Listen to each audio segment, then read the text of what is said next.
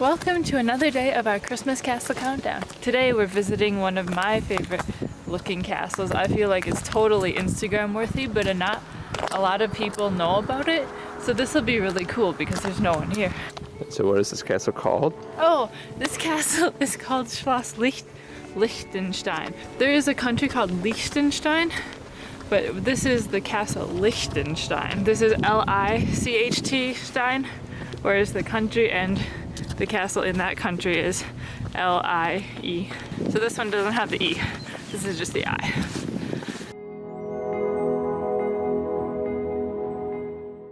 I think this is funny. January to February, winter Schloss.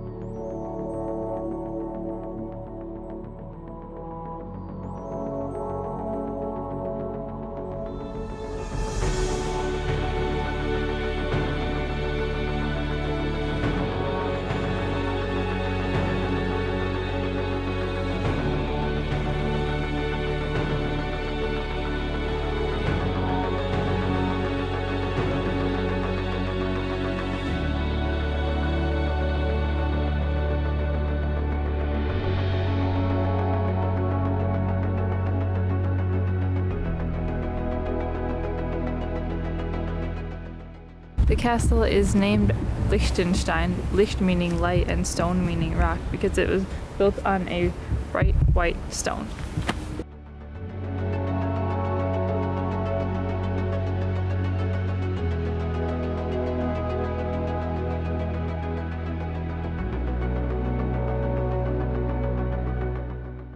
Surprise, surprise, no videos or photos in that castle. It was still definitely very cool, definitely a place you should check out. Not like as grand as some of the other castles we've been to, but kind of like homey and has a little bit more personal touch. As far as the castle goes, it was actually built as a knight's castle in like the 1400s, and then after hundreds of years it fell apart until one of the Wilhelms, there were like 4 of them, was like, oh, I like that spot and I want to build a hunting lodge there, and so they did. Then eventually, through the generations, the Duke of Urach took it over as part of the family. Wilhelm was like really obsessed with the Middle Ages. There was this book called Lichtenstein, and so he's like, oh, that's a cool book, like I love the castle in this book, I want to build it. And so then he met with an architect to build it on this rock. He wanted to build it like 2 stories higher, but the architect said that that's not possible, and so therefore it's only 4 stories. And currently it's used by the family, like part-time. Sometimes they come and live here. The Duke of Urach, he has 3 kids. One of them, the oldest son, studying in Tübingen, and then he's also lives here. They're excited because it's like finally like the family's back living in the castle again. That's pretty cool. You don't hear about that very often. On the grounds, there's 4 main towers that were named after the daughters of the original owner. Hang on, we'll get official. There's Maria, there's Matilda, Augusta, and Eugenie. In the Maria Tower, they even do weddings, which, surprise, surprise, we found one today. We told you, wedding crashers. That's a pretty rough distance, but it must be freezing. Yeah, I'm sure.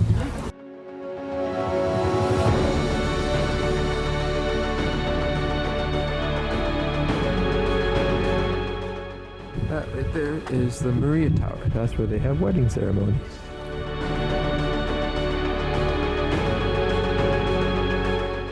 Inside, the cool things that like stood out to us, there's a mirror with a bullet hole in it, because in 1945 the soldiers were coming through the valley and something, and they think either it was a ricochet or someone just like shot in, but that's the only shot that this castle ever received.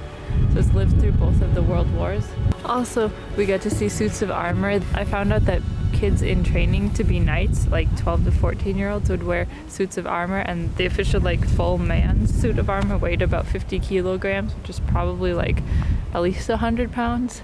We also got to see the suit of armor from a Japanese samurai, which weighed 12 kilograms on the other hand, because it had a lot more like netting and fabric.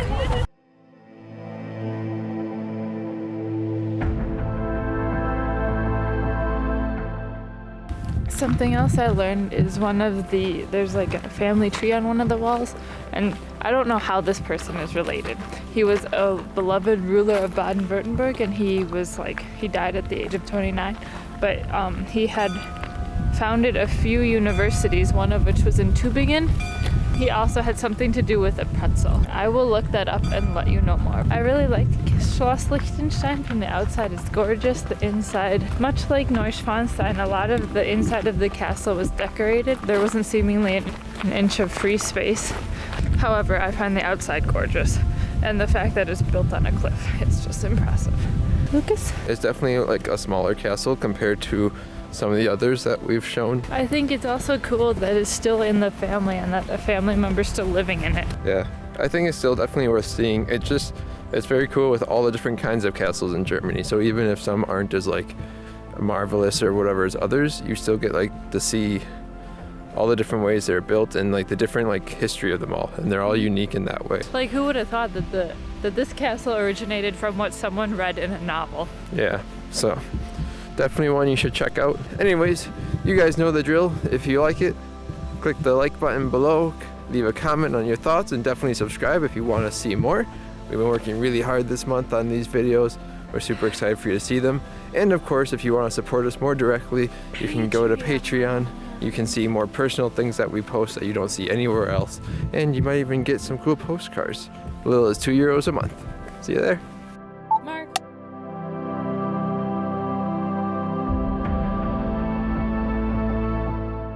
Question, why did you spend so much on her? You don't know what I spent. Why did you spend so little? You don't know what I spent. Fine. I spent what I thought was an appropriate amount.